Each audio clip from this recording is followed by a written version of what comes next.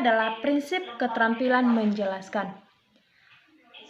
Dari sini kita lihat ada beberapa prinsip yang harus diperhatikan dalam memberikan suatu penjelasan. Yang pertama itu adalah penjelasan dapat diberikan selama pembelajaran, baik di awal, di tengah, maupun di akhir pembelajaran, tergantung dengan kebutuhan dan kondisi. Yang kedua itu adalah penjelasan harus menarik perhatian peserta didik dan sesuai dengan materi standar dan kompetensi standar. Yang ketiga itu adalah penjelasan dapat diberikan untuk menjawab pertanyaan peserta didik atau menjelaskan materi standar yang sudah direncanakan untuk membentuk kompetensi dasar dan mencapai tujuan pembelajaran. Yang keempat itu adalah materi yang dijelaskan harus bermakna bagi peserta didik. Yang kelima itu adalah penjelasan yang diberikan harus sesuai dengan latar belakang dan tingkat kemampuan peserta didik.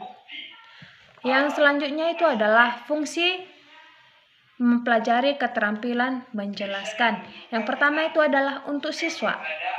Di sini untuk membimbing siswa untuk mendapatkan nilai atau memahami hukum dalil dan prinsip-prinsip secara objektif dan bernalar. Yang kedua, untuk membimbing siswa memahami dengan jelas bahwa jawaban dan pertanyaan mereka yang ajukan ataupun dikemukakan oleh guru.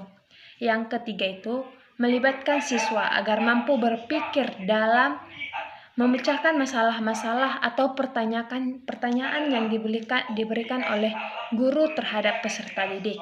Yang keempat, mengetahui umpan balik siswa sehingga siswa dapat diketahui tingkat pemahaman dan keraguannya sejauh mana. Yang keempat itu untuk mengetahui kesalahpahaman dalam memahami materi pokok yang telah diajarkan oleh guru kepada peserta didiknya.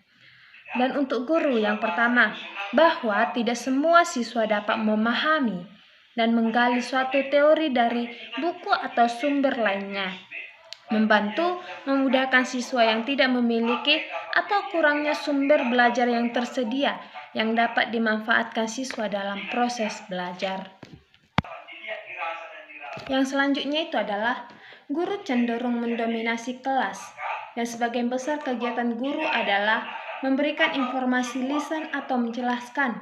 Dengan mempelajari keterampilan menjelaskan, maka akan sangat dapat mengatasi masalah tersebut.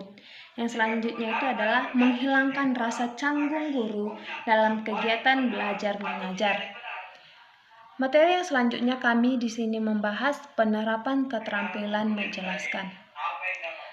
Pentingnya penguasaan keterampilan dapat dengan penguasaan ini dapat meningkatkan efektivitas penggunaan waktu dan penyajian penjelasannya, mengetimasi tingkat pemahaman siswa, membantu siswa memperluas cakrawala pengetahuannya, serta mengatasi kelangkaan buku sebagai sarana dan sumber belajar.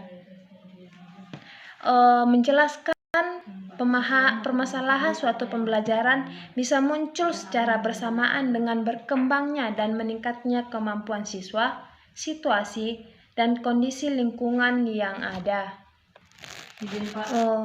Pada kenyataannya, cara mengajar guru tidak seperti yang diharapkan. Guru dapat melaksanakan kegiatan pembelajaran, melakukan kesalahan yang tidak didasari antara lain. Yang pertama, ketika melakukan kegiatan menjelaskan, guru hanya duduk terus-menerus. Yang kedua, suara guru terlalu peran dan pandangan tidak menyapu. Yang ketiga, guru mengajar itu terlalu bertele-tele sehingga membuat peserta didiknya merasa bosan.